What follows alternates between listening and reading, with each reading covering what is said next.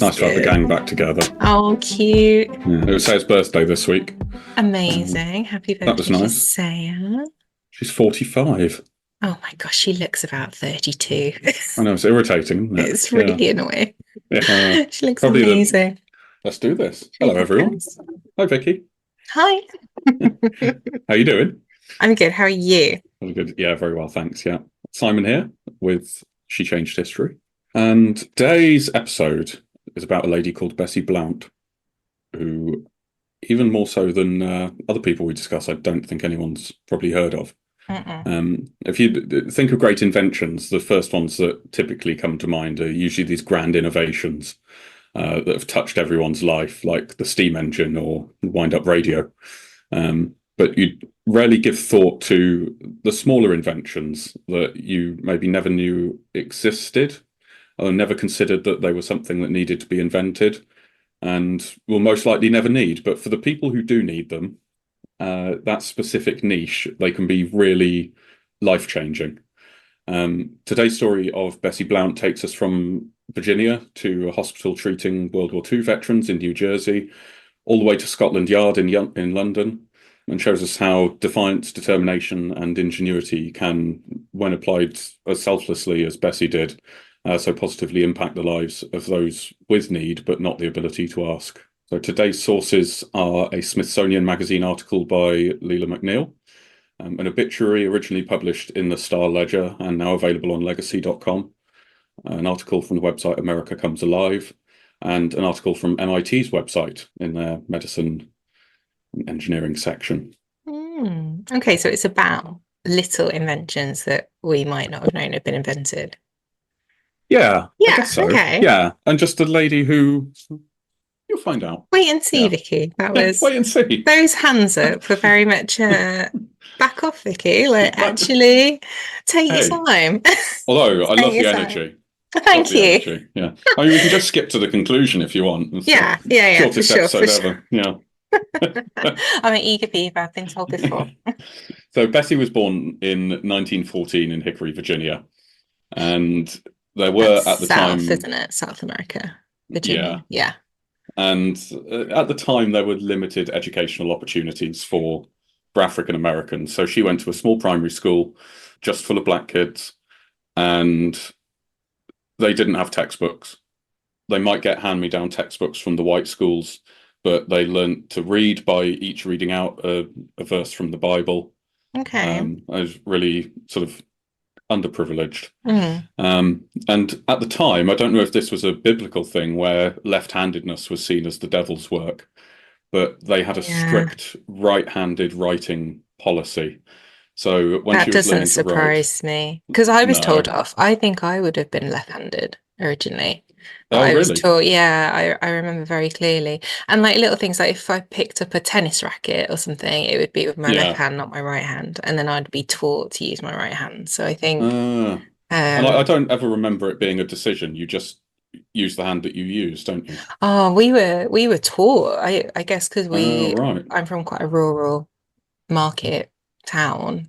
I don't know if we were a bit about 20 years behind everyone else, but I remember distinctively being encouraged to write with your right hand. And then, I remember at some point the lefties got a special pencil or something. I remember that. But it doesn't surprise me that I think there's probably more left people out there than are willing to admit it. Yeah, exactly. So it was beaten out of them. Yeah, even today. Like, primary school, there was one in each class of a redhead, a fat kid, and a left-hander, and they were the ones that got. And sometimes, like me, you were all three.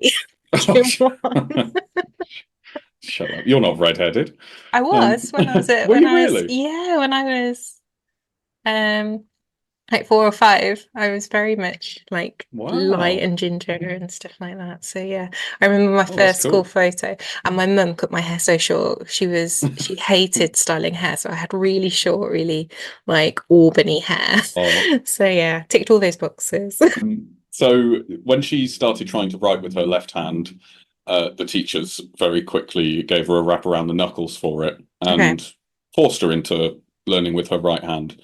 But defiant even at a young age, she thought, well, if writing with my left hand is wrong, writing with my right hand must be wrong as well. Oh, okay. So taught herself to write with her feet What? and write with her teeth. You give her a pen on any part of her body and she could write with it. And she Oh, was ambidextrous. And even though she went right-handed in school, she continued to learn and use her left hand. She then left school in the 6th grade, so pretty young, because she'd exhausted all of the resources available oh, to her at that stage. okay. Family moved to New Jersey, and she taught herself, got up to a sort of high school grade, the equivalent of what in America is a GED, So she and taught herself. Okay. taught herself and got into college. Well, I didn't do that. I was just like, yes, miss. So she studied physical education and then eventually got a place on a nursing program at the Community Kennedy Memorial Hospital, which was one of the only hospitals at the time who would allow black staff to actually tend to patients rather than just being sort of cleaners, if you like. So she did all that with just a few school books from school, and then Yeah, she taught herself. Isn't that and teach insane? yourself. It's And now incredible, isn't she's a it? nurse looking after Yeah, Ward. Oh, mate. yeah. And this It's, determination, and it sort of early on gives her this sense of wanting to prove what African Americans can do. do you think And that's what it was? You think it I think was? so, yeah.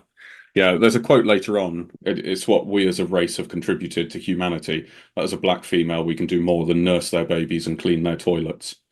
And Okay. she's like, even from this young age, has got this drive to Yeah. prove them wrong and sort of prove a point for black women, I Because guess. even to enroll in a nursing program, you need a certain set of skills, don't you? You need to Yeah, be able to read, write, do maths, as well as all the human interaction stuff. totally. Like it's not an easy thing to become a nurse, isn't Yeah, it? you can't So just rock up.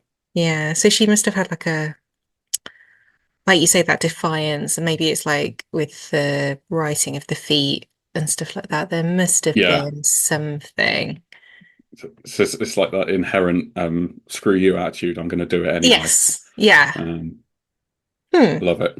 She's And plucky. I like it. she's plucky, She's yeah. plucky. Right, cool. Then this sort of takes us to around the 1940s, and we're looking at the late 1940s when World War II, so America has entered the war, war's over, Hmm. but all of these veterans come back that have Right, had okay. limbs amputated. So all these veterans come back from the war, and there are way more amputees than they could have ever envisaged. There's about 14,000 My God. amputees come back from They the come Second World back. War. Okay. Yeah. And she's volunteering for the Grey Ladies, which is a division of the Red Cross. Right. Sorry, She's where are working we as now? Virginia? New Jersey. New Jersey, sorry, yeah. Yeah. And so working for the Grey Ladies, so-called because they wore grey gowns. Okay. And she's a physical therapist, an OT, working to rehabilitate these amputee vets, helping them get back into something that resembles normal health, helping them relearn all of these skills. And Right. this is where her ability to write with her feet really then comes into Okay. its own. Because so when she's teaching them, if you come back, these amputees might not have any arms and they think their Yeah. life is over. Yeah. But she can say, look, actually, I may not Tell you what, have dead easy. the same disability, but look what I can do. So they really respect her, and she's actually trying to help. She's got this attitude that she wants to help people come back to a normal life rather Okay. than just processing them through. She shows real empathy towards these patients, To them improving and to them from where they're. improving, yeah, and having a quality of life, not just living. Okay. Yeah. Fair. Hence a sort Absolutely. of determination to teach them to write with their feet. She taught one person to read Braille with their toes because they came back What? blind and armless, Nice. Um, Amazing. And that's her saying, look, I was told I couldn't do this, which is what I guess invalids are always told, like you can't do that anymore. And yeah, she's like, now look what I can do. So it's yeah, that. Yeah. totally. But she Hmm. was told by one of the doctors there, if she really wanted to make a difference, she would help these people eat Okay. because they couldn't do that. They couldn't do it If you've got no themselves. arms. So, despite the naysayers at the hospital, she was told by one senior doctor at the hospital though Yeah. that hand feeding by nursing and attendant personnel is the most satisfactory method. Hand feed. So what, her hand feeding them? So Bessie hand her feeding or them. nurses or Okay, other okay. attendants hand feeding these patients. Ah, and she's more But like, she's like, we I need to want them. enable them. Yeah, completely. Yeah, I'm with you. Yeah. Very How different. can they have any quality of life if they can't even feed themselves once They're they not babies. get out of Yeah. it? Mhm. So she went away and, with sort of no prior experience, started developing what she called an invalid feeder. And there was no such tech at the time. Yeah. But she spent 10 months in her kitchen using some plastic, a file, an ice pick, a hammer, dishes, boiling water to mold the plastic, Oh, developing this prototype yeah. of a device that meant that amputees could feed themselves when they wanted. And it was Nice. they would just bite down on a tube and it would feed them a single mouthful of food. And it wouldn't sort of just keep pushing this food. Uh, They they could could just control it. control They it at had their own control. pace, have Yeah. some sort of independence. So she spent 10 months developing this. I imagine in her spare time as well, after she's Well, exhausted. yeah, she says she usually worked from 1 a.m. to 4 a.m. Oh, there you go. Yeah. working on With this what device. energy? Yeah, I know, right? So she filed a patent for this. Okay. She was So she got it became working and she got it working yeah. and became good at drawing so that she could draw up her patent. Sweet. Got the patent approved, and then spent a further 4 years and $3,000 of her own money making improvements to it Wow. until at the end of it, she had a working manufacturable device. Nice. She showed this, she demonstrated it at a New Jersey hospital, and people were just staggered by it. It Oh, seemed thank God. astonishing, Thank but God they were they staggered. liked it. I was Yeah. worried that they would be like, what are you doing? Yeah. Standing ovation at the demonstration. What? Um, Nice. However, despite all this incredible feedback, when she went to try and sell it to the American government and said, look, it may seem like a small thing, but it's going to free up the nurses and attendants, it's going to give these That's people true from a better quality resource of point of life. view. Yeah, Yeah, look at all these extra nursing hours you're getting. Yeah. yeah. Um, Dismissed. They weren't going to buy it. They said, no, too expensive, not interested, it's of no use to us, don't care about it. Ugh. But fortunately, the French government, of all people, of all organizations, who themselves after World War II had a colossal number of veterans, were Yeah. like, this is incredible. We need this to Oh. happen. And she said, okay, fine, you can have it for nothing. You can have it for free. Oh my She didn't want the God, money. Bessie. She didn't want the fame. She herself said that she'd be forgotten. This is where the quote of, I'm not in it for sort of myself or my own thing, it's just to prove what we as a race have contributed to Oh humanity, my gosh. that we're good for something other than nursing babies and cleaning toilets. Yes, for sure. Um, And like that enabling piece you spoke about earlier in that yeah, future proofing, isn't it? totally, yeah. But the French, their healthcare must be different to the American healthcare, right? There must have been some sort of fundamental difference in approach To between, patient care. yeah, because if you look back at like the prosthetics that they had at the time, Mm. they would make solid prosthetics that maybe if you put them under trousers would look like a leg, but they weren't really usable. They weren't replacements for your leg. They're just like lumps of wood, stumps. They were terrible for mobility and all of that. Mm. People weren't considering uh, how to actually make disabled people's lives Yes. better. It was They more were like just, aesthetic, right? Like it this was an is, aesthetic thing, really, yeah, yeah. yeah. And But you always forget like how different countries approach different things. Like, because we saw it in the pandemic, I guess is like a really good example of like Taiwan had like the lowest number of deaths because they were completely differently prepared to a pandemic than some yeah, Western countries. And I always think of this is quite a sad fact, but Princess Diana, she died in Paris. mm, One of the reports was one of the reasons that contributed to her death was because their approach to emergency services was so different to our approach that they really? would, I think the ambulance wasn't allowed to go over 5 or 10 miles an hour. So it meant that with that, Oh, the God. traffic and the paparazzi, it meant that it took an hour to get to the hospital. And obviously, an hour is a long time. Whilst in the UK, it's blue lights, big sirens, everybody Yeah. move out of the way, get me to the hospital. But in France, it's completely different. So it just shows, doesn't it, how Wow. different countries approach healthcare. And it just sounds like Yeah. Bessie was just slightly differently centered around it, right? She was approaching it as the person's need rather than like society's perception of that Yeah, person. It's like the solutions at the time were to make them look like they weren't disabled rather than actually improving their life. just put that plaster over it, just cover that That's up. it. Yeah, Yeah. exactly. Got you. And this Okay. sort of kicked off then a string of inventions. Like in the years following hers, there were suddenly 20 patents for new devices for disabled people Oh, so she to kicked that help them. trend. Yeah. Nice. Very cool. And she had caught the inventing bug, so carried on making assistive devices that improved the quality of life for these individuals, including one. It's a solution so that amputees and disabled people could have a drink or a bowl of food in front of them Independently. on Yeah. their chest independently rather than just sit there starving or thirsty. She also developed, in hospital, they'll give you like a sick bowl or something, and it will be a bit like papier-mâché Yeah, that's those just kidney molded into a ones. shape. Yeah, The yeah, they kidney look like a ones. kidney one. Yeah. She invented that. No. Specifically that, the kidney shape. So she invented a mixture of papier-mâché, flour, and water that Okay. could be pressed into shape and then baked, because before that they were using steel pans for Yeah, of everything. So if course. anyone was sick, they would have to go away and wash it. It was a hygiene issue, it was a time Yeah. issue, a resource issue.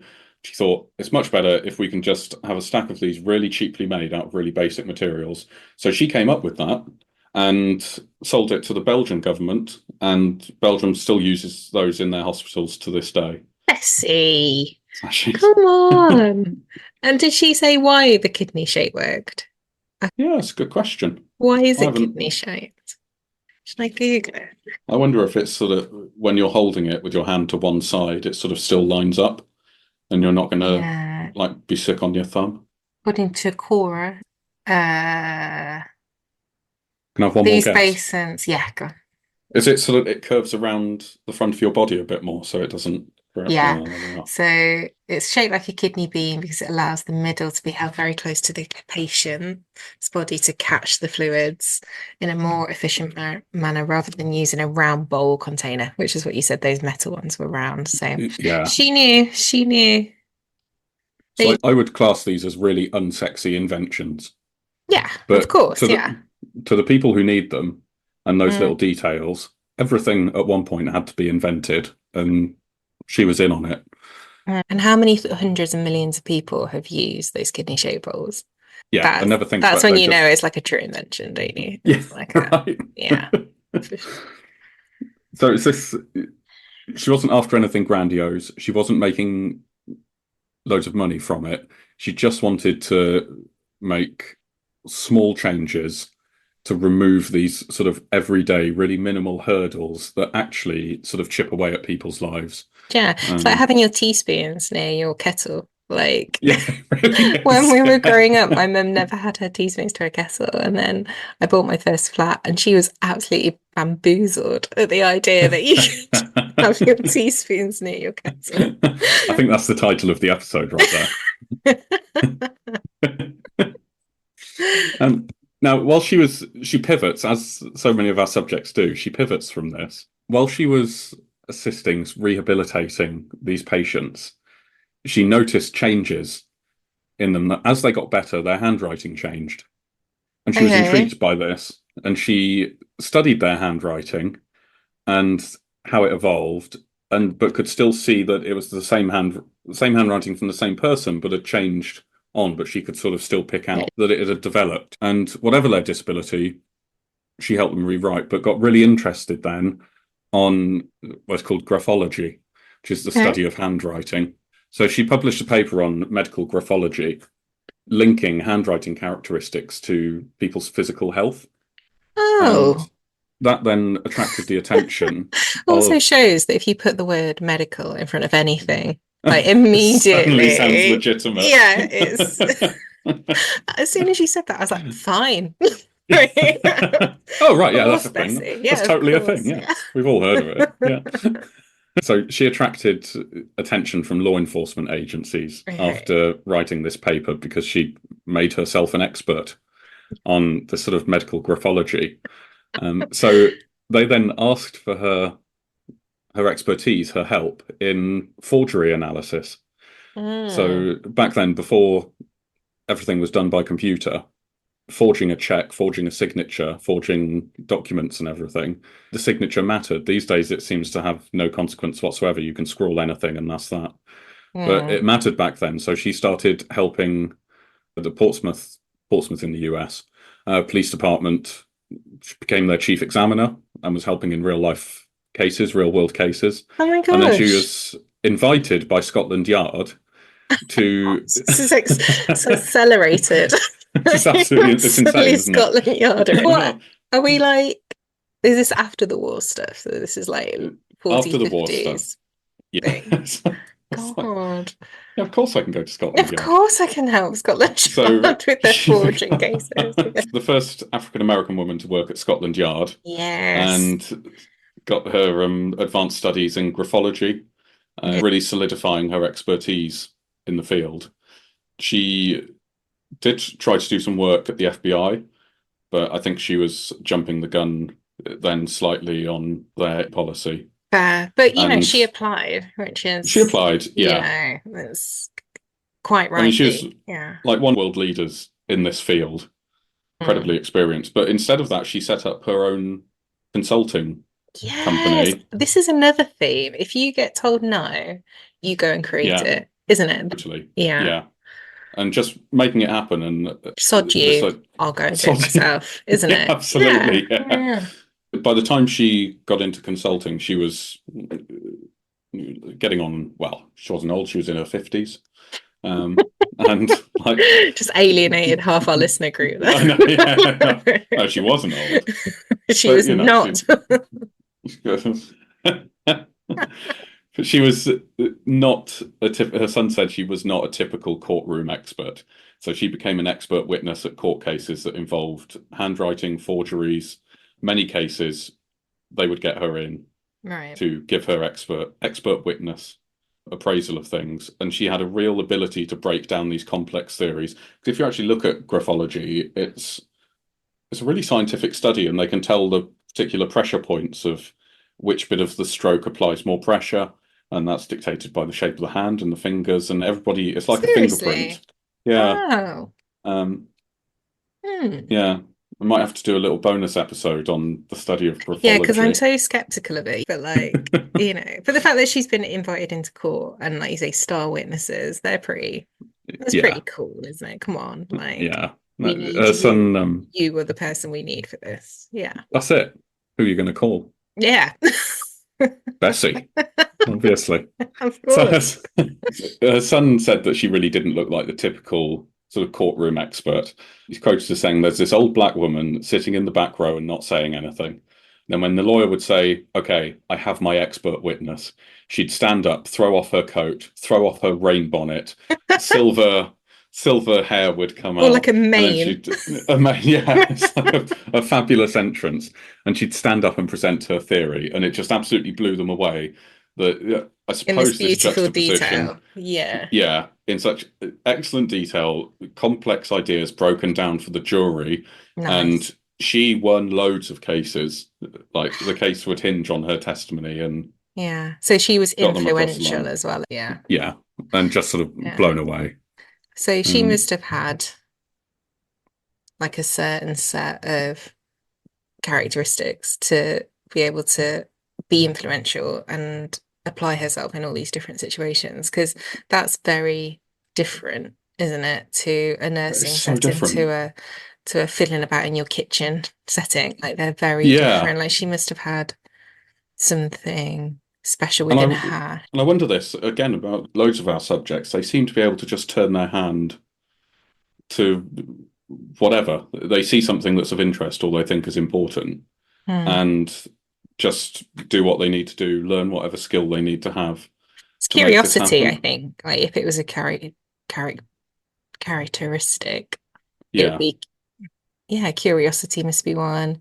I guess Being so. open-minded must be another one, that you're accepting of all these different types of fields, and you know, And and sort of admirable belligerence to just believe that you can do it, yes, more of that, and this please. I'd sort of love some of that. self-confidence. Yes, and yeah, just faith, isn't it? It's Hmm. unwavering faith in yourself, and Yeah. maybe as well not being very disappointed, because I think a lot of these people that we spoke about didn't seek out fame. Like Mm. they're just genuinely trying to help people. They're not trying to be the Yeah. next big thing. That's what it sounds Hmm. like. Like with Alice and the Olympics that we spoke about.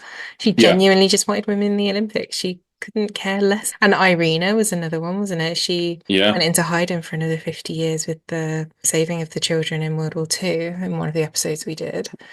And Yeah. she, she just, it wasn't about her, was it? It's Yeah. real selflessness Yes, and that's a much determination better to summary. Selflessness. Yeah, absolutely. it. Yeah. So after a sort of retirement from her consulting, she got really involved in organisations like the NAACP, Virginia Oh, Women in History, and advocated a lot and really focused on empowering individuals with disabilities and promoting this idea of self-advocacy and resilience. But I just love, she really focused on the individual and still saw the potential there. on She the didn't actual see them stories. as a cripple, as in Yes. her words. Famously stated, "You're not crippled. You're only crippled in your mind. Oh, It's you just need to change your mindset." And she would have there are things, thrived in today's society. Like, yeah, she would have loved it. and she dedicated a lot of her efforts to children, veterans, and women. Okay. She had this really sort of multifaceted approach to social change, in Hmm. that she was asked to donate her inventions to museums that celebrated achievements by African Americans, which on the surface you think, brilliant, send it to the museum. But she refused that. She wasn't Okay. interested in having it in a museum, saying, why should I donate things that I made when they'll then charge students to go and see them? No. Okay. So instead, she took her inventions and took them around to schools where the kids could see them and touch them and be hands-on. It wasn't sort of excluded behind some glass. Hmm. She wanted to go in there and tell her story, and so that they could see her determination, they could touch these inventions. A lot more She would, inspiring that way, I imagine. that's it. And she would Hmm. tell the kids, you're a part of history. Oh, That's oh, Bessie, all right. it's like just this idea that you can make a difference. Hmm. And you might not get the fame or something, but you can be even a small sort of footnote in the Hmm. history of this and part of this gradual incremental improvement in people's Hmm. lives and Hmm. society.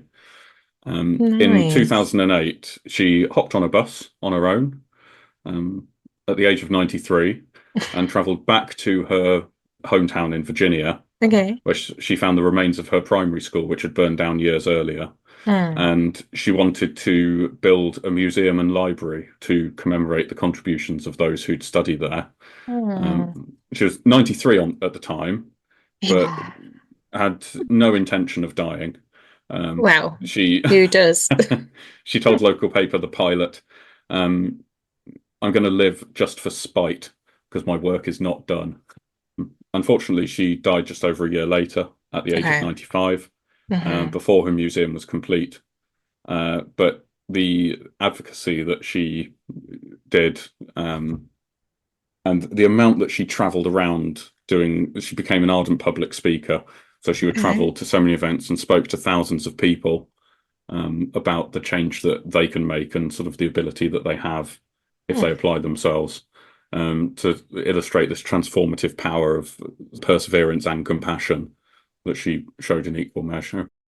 This is not that sexy a story, I know. She invented a What do you feeding mean? tube. Well, Oh, this is, it's like, it's, there's no sort of massive globe trotting or fighting bears oh, I see. or Hmm. incest, sleeping with your adopted son. There's no Ah, great. well, you get drawn to certain things. I get drawn to certain things. There's a theme in yours. She invented a feeding tube and Oh, a come paper bowl to be on, sick in, though. The but fact it's that it's touched so many people though, right? This Like is it. Yeah, she changed history. That's it, right? That's what she did. absolutely. And Yeah. I'd love for everyone to be a bit more Bessie, and this idea of small but meaningful incremental changes, even if they're not going to get you the fame or money, just helping Yeah. a sort of a niche group and this incremental progress that we make.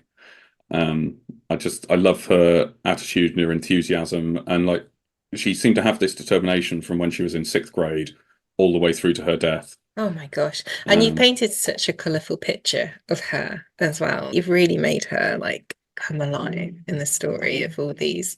Like people knew she was ferocious and she wasn't meant to be messed with, and yeah, she didn't take no for an answer yeah, like it was in the wards where it's yeah, about your, it's not just about now, it's about your future. And I think, totally. you know, that was definitely a theme, wasn't Yeah, it, throughout our lives. she really wanted to prove you can buck expectation. When you give, you And receive, right? that's it. That's what it Yeah, is. Yeah. yeah, God, we're so deep on this podcast, aren't we? If you give, you that's receive. incredible. Yeah. Oh my We God. go really heartfelt into the human psyche. And so, honestly, I'd never have heard of that. Like, I haven't heard of her No, before or anything. And yet she's definitely touched our lives, hasn't she? And that's pretty amazing. Bessie Blount. Oh, well, thank you. Thanks so much. How do you want to be a bit more Bessie? I love the, of course I can do it. She just saw a need and got on and did something about it. And maybe someone with a degree in product design would have done it more quickly or made something that looked a bit less steampunk. But she did it. She put herself out there, came Yeah. up with a solution, and for seemingly all the right reasons, in that she just wanted to Yeah. help these people. It definitely lives on kind of Mm, today. Oh, excellent. yeah. Well, I learned a lot. Thank you. I was a little bit nervous about this one. Wasn't Why? sure Tell me how it. why. Well, just because it's a bit more low key. Oh my gosh, Um, please don't worry about but that. no, I love it, and it's these little stories that I really love, and I hope we get like, please leave comments down below. There's no change in my mind. There's no change too small Yeah. to be noteworthy, and Yeah, yeah, for sure. if everyone makes the little difference that they can, that really adds up. Yeah. And I'd love to hear more. Yeah, more listeners' Yeah. stories. Yeah, so we have the email now, which is shechangedhistory@gmail.com. Please send your stories to that. We've also set up a Facebook group, which we probably should have said at the top of the episodes, but please, please, please search She Changed History on Facebook and join, because the more the merrier. And we post women on there a lot. And there's something else, isn't there? Oh, could you please rate, review, and subscribe to the podcast, particularly if you're on Apple. Apparently, Oh Apple is yeah. the king of podcasts. So please, please, if you're on Apple, please do that. That helps. But yeah, no, thank you. Okay, thanks for listening. I'm Simon. I'm Vicky, and we'll see you next time. Thank you. See you next time.